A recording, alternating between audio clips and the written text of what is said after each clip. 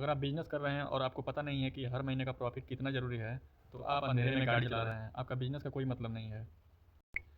बहुत लोग पूछते हैं कि भाई मेरा बिज़नेस चल रहा है, लेकिन पता नहीं सही चल रहा है या नहीं। तो आज मैं आप लोग को बताने वाला हूँ कि कितना इन्वेस्टमेंट में पर महीने का रिटर्न आना ज़रूरी है, कि आप कितना पैसा लगाए हैं और आपका रिटर्न हर महीने का कितना आ रहा है। एक सिंपल नियम याद रखो, जितना कम इन्वेस्टमेंट उतना रिटर्न अधिक मिलता है, जितना अधिक इन्वेस्टमेंट आपका है उतना परसेंट रिटर्न आपको कम मिलता है।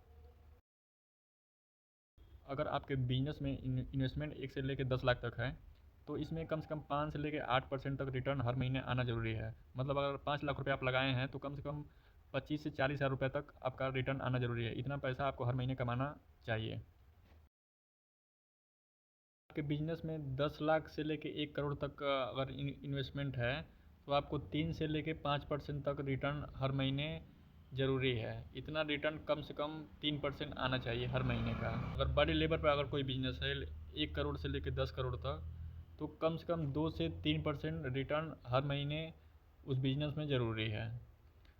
अगर इससे कम प्रॉफिट अगर आ रहा है आपका, तो समझ जाइए आपका बिजनेस केवल घूम रहा है। आपको कोई प्रोग्रेस आपको उस बिजनेस में नहीं हो सकता है।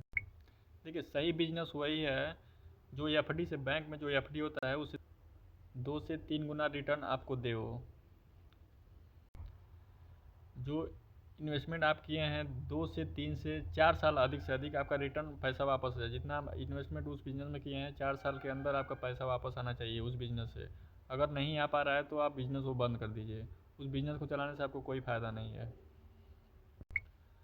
देखिए, अगर आपको जानना है कि आपका बिज़नेस अच्छा चल रहा है या नहीं चल रहा है, तो कमेंट में अपना बिज़नेस बताइए और इन्वेस्टमेंट आप कितना किए हैं।